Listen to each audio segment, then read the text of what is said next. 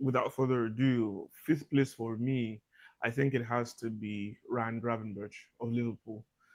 He had a great breakout season last year with Liverpool winning the league.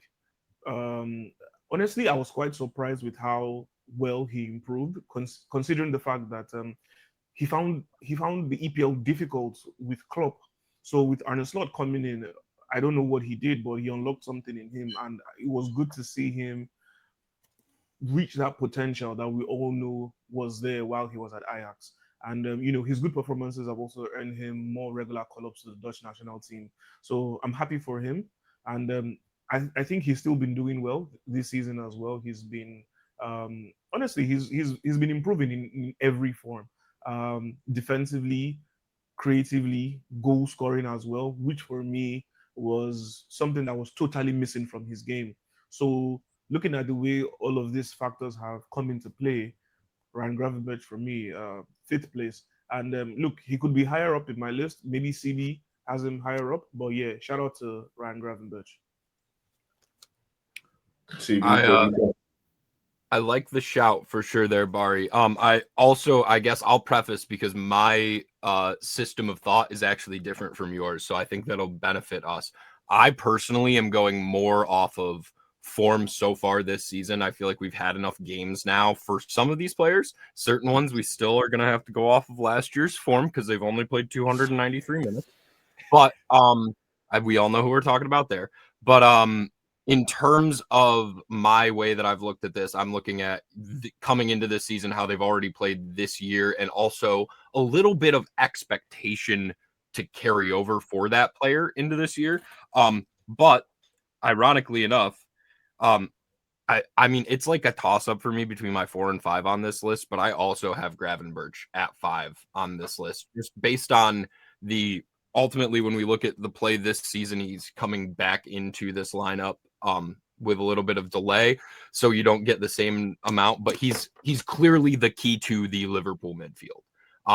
And I think if you're the key to the Liverpool midfield as a holding midfielder, you're probably one of the 5 best defensive midfielders in the league. And I also think that his age at this point and being able to still kind of, get into it and do it, as I'm trying to actually find his age right now, and I can't get a number to show up for me. I'm in the wrong tab on his stats right now. But overall, he's so far this season he's played about 2 games less than everybody else that's almost everybody else that's going to be on this list. But he is absolutely balling out when it comes to his job. 8 interceptions so far, 11 clearances, 28 ball recoveries, which is literally right in line with all of these other guys who have played 2 more games than he has. I know I addressed earlier that it's not a stat tracking one, but it's one of those ones where you can use those stats after you've done the eye test to then back it up. And I feel like this is one of those examples. So I also have Gravenberch at 5. Interesting, yeah. I'm surprised both of you had Gravenberch in 5th. Not to say that's a low position. He was in the team of the season for the Premier League in the best midfielder spot. So I have him somewhere in my top 3. But yeah, I do see, some of the reasons why Gravenberch wouldn't be so high up. But at the end of the day, from where he was with Klopp and then the first season with Arne, and now, going on into this season, him being in more of a, controlling position for Liverpool, I like a lot from what I'm seeing from him. And he's going to have a really good career with Liverpool. But yeah, definitely he's one of the best midfielders in the Premier League. That is for sure. In my 5th position, I have Zubimendi. He's still new in our league, but I love him. I haven't seen one negative thing, so I don't know anything bad I could speak to in terms of his game.